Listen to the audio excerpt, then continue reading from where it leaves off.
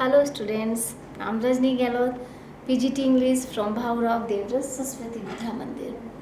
Now I am going to continue our chapter The Enemy from the book Vistas, and this is the fifth part of the book chapter. Okay. So in the last video I have told you about the enemy and the general, and there was the discussion, and there was a decision which was taken by Dr. Sadao and the general, and general promised him that he will send his killers to kill the enemy, and he also said to him to open the door of the room of that enemy. Then what happened after it, I'll tell you. Okay, let's see. Sadao went home thinking over the plan. He would tell Hana nothing.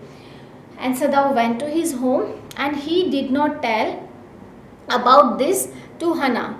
वो हना को कुछ नहीं बताता because he knew that if Hana came to know about it, then she will be frightened with the presence of the killers, the murderers. Okay. He was surprised to see the young American out of bed and preparing to go into the garden. He complained that the muscles on one side felt stiff. So when he went into the room of the American, the name of that American was Tom. Okay. So he was surprised to see that he was standing and was going to garden. He was going to prepare to go to the garden. So he complained that the muscles on one side felt stiff, and he also complained to Dr. Sadao that one side of his muscles, कि उसके जहाँ पर operation हुआ है वहाँ की एक side की जो मसल्स हैं वो स्टिफ हो चुकी हैं. स्टिफ मीन्स उसे फीलिंग हो रही है कि वो नम है, एकदम सुन्न हो गई हैं. Dr. Sadao said that exercise and massage will be helpful. He told him that if you will do exercise and massage, then you will feel better. He then asked Tom, the young American, to go to bed. Sadao slept badly that night. Then he suggested him to go to the bed rather than to go to the garden because till now he was weak. And Dr. Sadao also went to his bed, but he could not sleep that night because he was waiting for the essence of the old general, क्योंकि old general ने promise किया था कि वो अपने essence यानी killers को भेजेगा उस अमेरिकन को मरवाने के लिए. So he was thinking about the scene that day the wind was very strong. हवा बहुत तेज चल रही थी, तो जरा से भी टहनियों के आवाज़ जो थी, खड़खड़ाहट की आवाज़ उसको जगा देती थी. वो एकदम से डरकर जाग जाता था और एज्यूम करने लगता कि शायद किलर्स आए और उसको अपने साथ ले गए हैं उसको मारकर, क्योंकि ओल्ड जनरल ने उनसे प्रॉमिस किया था कि उसकी जो किलर्स हैं वो बहुत ही एक्सपर्ट हैं. They know inward Billings and they also can remove the dead body of that person. And next, what happened next morning? Next morning, Sadao went to the guest room and found him asleep. अब वो इस उम्मीद से उसके कमरे में गया कि वो अमेरिकन जो है उसको वहाँ से हटा दिया गया होगा या उसको मार दिया गया होगा. लेकिन जैसे ही वो रूम में पहुँचता है तो वो अपने रूम में अपनी बेड पर आराम से सोया हुआ था. The second night also pass. Second night भी ऐसी गुजर जाती है. सेकेंड नाइट में भी उसे लगता है कि तेज़ हवा चल रही थी और किसी उसकी ऐसे लग रहा था जैसे कि घास पर भारी कदम रखे जा रहे हैं, मतलब कोई भारी सामान को लेकर जाता है तो फुट स्टेप्स जो हैं उसकी साउंड चेंज हो जाती है. लेकिन the young man was still there. नहीं, next morning the young man was also in his room. He had saved himself. Sadao went into his room. Sadao उसके कमरे में गया तो उसने देखा कि he was looking smart that day because he had shaved. उसने शेविंग वगैरह कर ली थी. And there was a faint color in his cheeks. हालांकि उसके गालों का जो कलर था वो फेंट हो चुका था due to the weakness. Dr. Sadao told him that he was quite well then, and when he checked him up, then he told him that he is better now. He offered to put his boat on the shore that night, and third night also, उसने 3 रात जो था उन killers का wait किया। तीसरी रात क्या हुआ, बारिश तेज़ पड़ने लगी थी, और तेज़ बारिश के कारण जो पानी की आवाज़ थी उससे छत से जो गिर रही थी, उससे अचानक से मतलब बहुत तेज़ क्रैश की आवाज़ होती है, और डॉक्टर सदाओ की वाइफ भी जाग जाती है, उसका बेटा भी जाग जाता है उनकी आवाज़ सुनकर।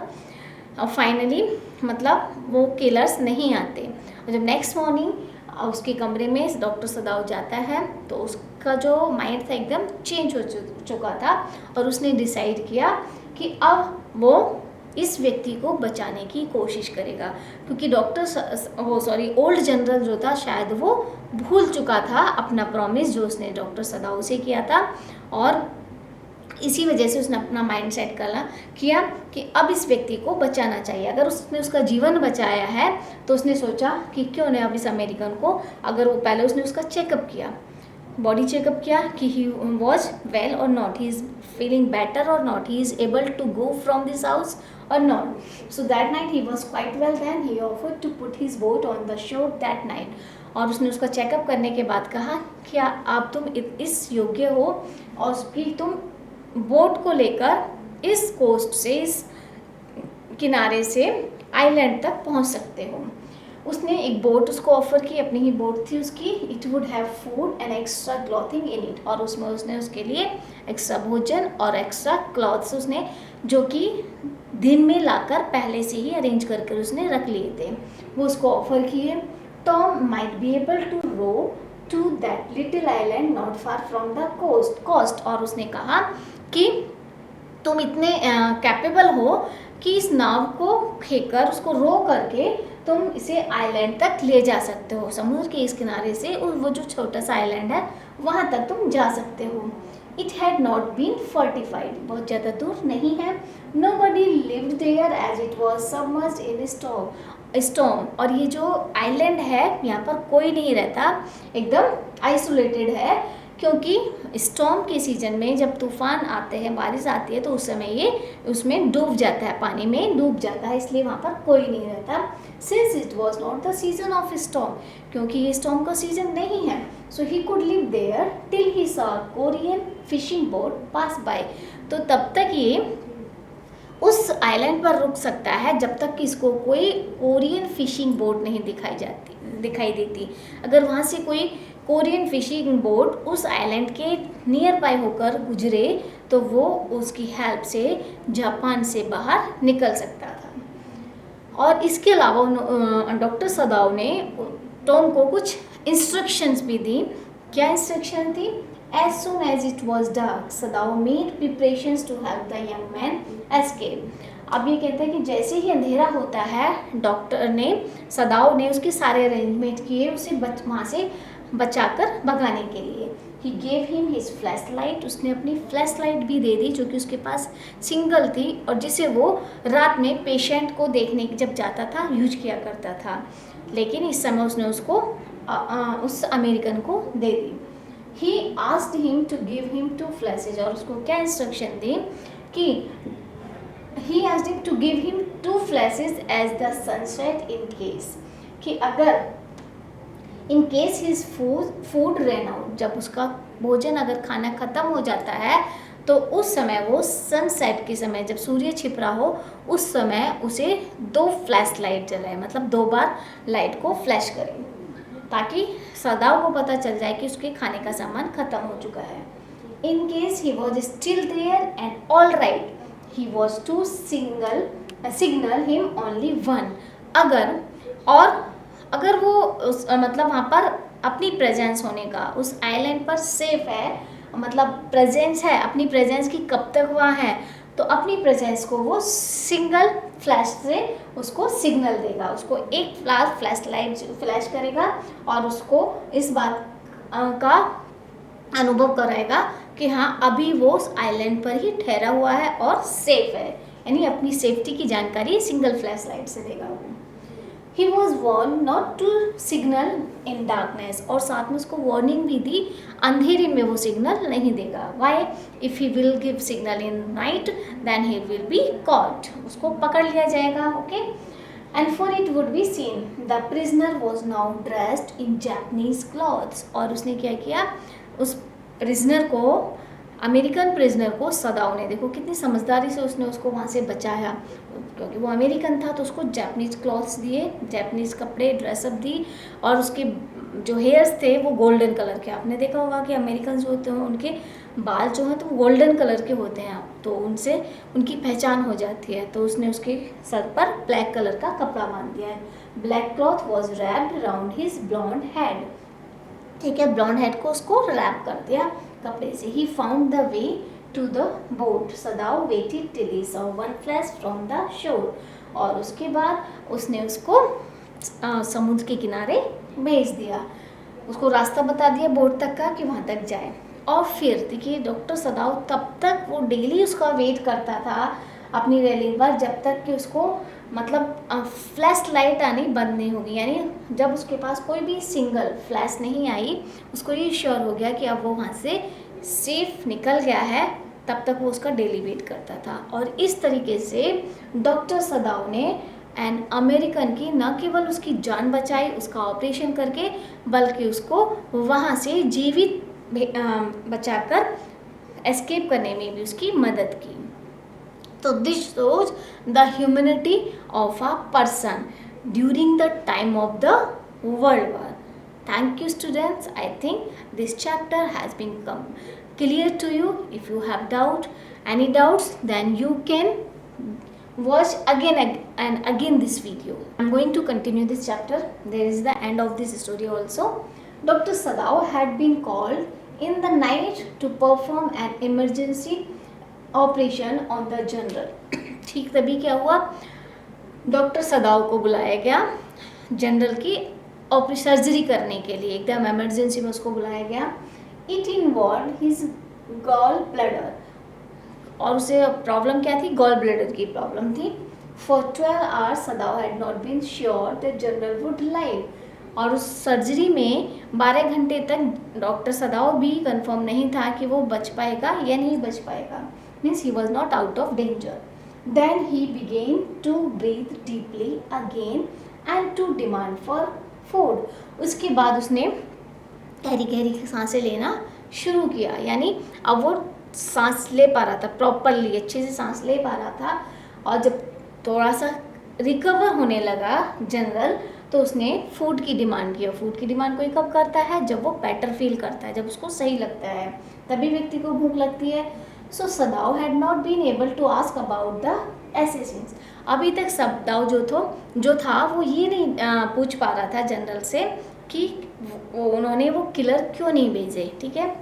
So far as he knew they had never come. The servants has returned. The room was clean.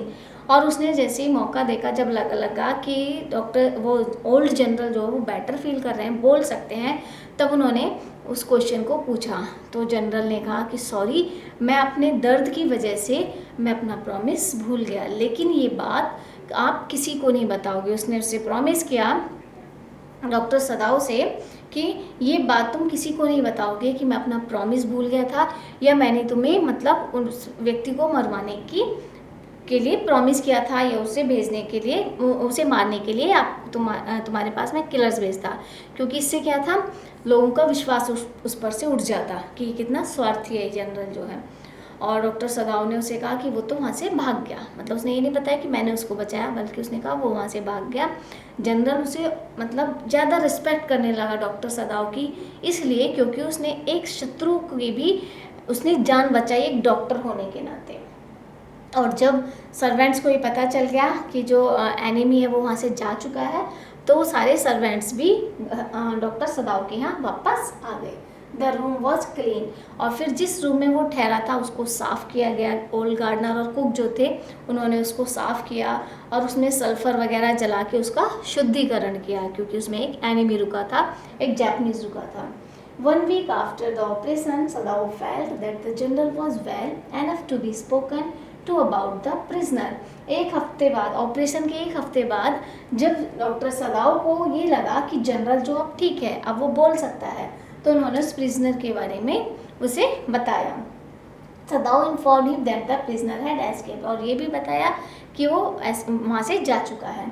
The general asked the doctor whether he had not promised to kill the man for the doctor. जनरल ने doctor से पूछा कि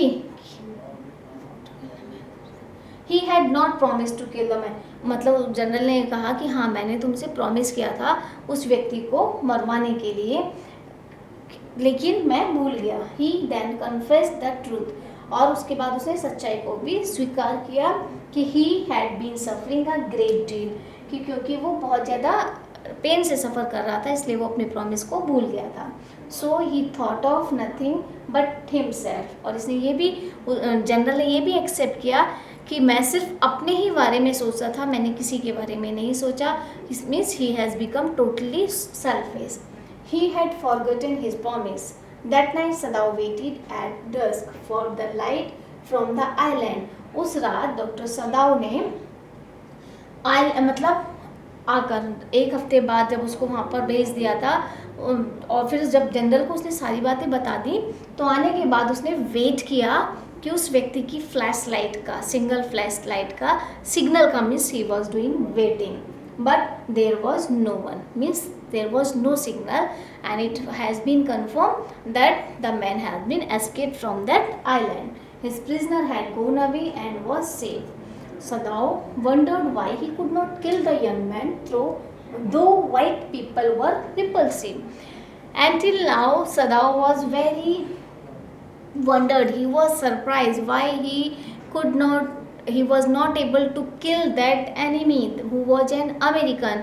उसे अपने आप पर बहुत आश्चर्य था कि आखिर वो उस अमेरिकन को क्यों नहीं मार पाया। तो रीज़न ह्यूमनिज्म, काइंडनेस। ओके, सो इस चैप्टर में हमने जाना कि किस तरीके से मानवता जो है या दयालुता जो है, काइंडनेस जो है, वो किसी व्यक्ति को कितना महान बना देती है, वो उसको एक देशभक्त से भी ऊपर पहुंचा देती है। और यहाँ पर डॉक्टर सदाव की पैट्रियोटिक फीलिंग्स कहाँ शो होती हैं, जब वो सारी सच्चाई जो है जनरल को बता देता है। That shows his patriotic feeling and humanism as he save the life of an American and enemy. Okay, thank you students. I think this chapter has been clear to you. Thank you and goodbye. Take care of you.